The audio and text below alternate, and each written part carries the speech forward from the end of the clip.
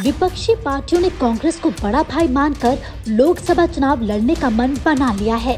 23 जून को पटना में हुई बैठक के बाद कांग्रेस के बड़े नेताओं ने दिल्ली में मंथन किया।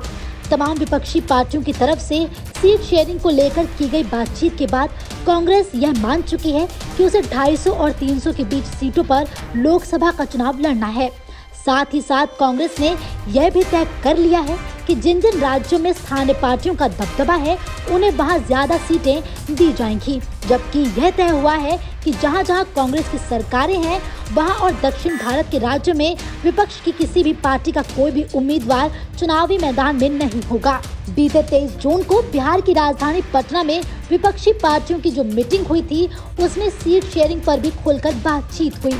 वो अलग बात है कि सीट शेयरिंग को लेकर की गई बातचीत का खुलासा विपक्ष के किसी भी नेता ने नहीं किया था, लेकिन गोपनीय सूत्रों से मिली जानकारी के मुताबिक ये लगभग तय हो गया है कि कांग्रेस 250 और 300 के बीच की सीटों पर चुनाव लड़ेगी। दक्षिण के 4 राज्य आंध्र प्रदेश, तेलंगाना, कर्नाटक और केरल में कांग्रेस अपने दम पर चुनाव लड़ेगी, जबकि तमिलनाडु में डीएमके प्रमुख एमके स्टालिन के साथ सीट शेयरिंग की जाएगी।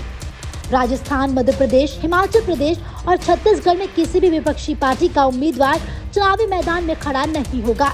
इन चारों राज्यों में कांग्रेस के उम्मीदवार चुनावी मैदान में होंगे।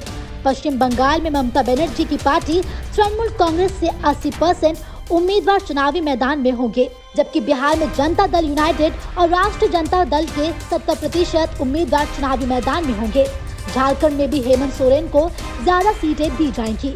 महाराष्ट्र में कांग्रेस उद्धव ठाकरे की पार्टी और एनसीपी के बीच सीटों की भागीदारी लगभग बराबर की होगी। जम्मू कश्मीर और केंद्र शासित प्रदेशों को लेकर अभी कोई ठोस निर्णय नहीं हो पाया है। विपक्षियों की बैठक में सबसे बड़ा पेच फंसा है उत्तर प्रदेश को लेकर। उत्तर प्रदेश में समाजवादी पार्टी दूसरे नंबर की सबसे बड़ी पार्टी है। कांग्रेस के पास वहां एक भी सीट नहीं है। ऐसे में सूत्र से मिली जानकारी के मुताबिक अखिलेश यादव ने 70% सीटों की डिमांड की है। हालांकि कांग्रेस की तरफ से कोई हरी झंडी नहीं दी गई है, लेकिन इतना तो तय है कि उत्तर प्रदेश में समाजवादी पार्टी के हिस्से में 50% से भी ज्यादा सीटें आएंगी। दिल्ली को लेकर असमंजस की स्थिति बनी हुई है, लेकिन यहाँ का फॉर्मूला भी लगभग तय हो चुका है। अरविंद केजरीवाल ने 4 सीटों पर चुनाव लड़ने की बात की है, जबकि कांग्रेस ने 2 सीटें देने का मन बना लिया है।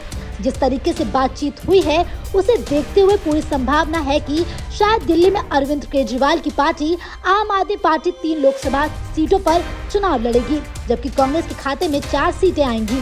विपक्षी पार्टियों की अगली बैठक 12 जुलाई को शिमला में होने जा रही है। ऐसी संभावना जताई जा रही है कि उस बैठक में सीटों के बंटवारे को लेकर जो मौखिक तौर से बातचीत हुई है उस पर मुहर लग जाएगी, लेकिन उस बैठक के बाद भी शायद इस बात का खुलासा नहीं किया जाएगा कि कौन सी पार्टी कितने सीटों पर चुनाव लड़ेगी। विपक्षी पार्टियों ने एक रणनीति के तहत इन बैठकों का एक प्रारूप तैयार किया है जो लगातार चलती रहेंगी और संभवतः इस तरह की बैठकें तब तक चलती रहेंगी जब तक कि लोकसभा चुनाव की अधिसूचना जारी नहीं हो जाती। सूत्रों की बात पर यकीन करें तो लोकसभा चुनाव की अधिसूचना जारी होने से पहले विपक्षी पार्टियों के बीच सीटों के बंटवारे को लेकर तैयार हुआ फॉर्मूला लगभग तय हो चुका होगा। विपक्षी पार्टियों ने भाजपा और प्रधानमंत्री मोदी को मात देने के लिए जो योजना तैयार की है वह कितनी सफल होती है वह तो चुनाव के बाद ही पता चलेगा, लेकिन इन्होंने जो भी फॉर्मूला तैयार किया है उसे देखते हुए एक बात तो आसानी से समझी जा सकती है कि आगामी लोकसभा चुनाव बड़ा ही दिलचस्प होने वाला है। ब्यूरो रिपोर्ट, समय डिजिटल। उम्मीद करते हैं वीडियो आपको पसंद आया होगा। इस वीडियो को लाइक करें, अपने दोस्तों के साथ इस वीडियो को शेयर करना बिल्कुल ना भूलें। इस वीडियो पर आपकी क्या राय है, अपनी राय हमें कमेंट कर जरूर बताएं। इसी तरह की खबरों के लिए बने रहें सहर समय डिजिटल के साथ।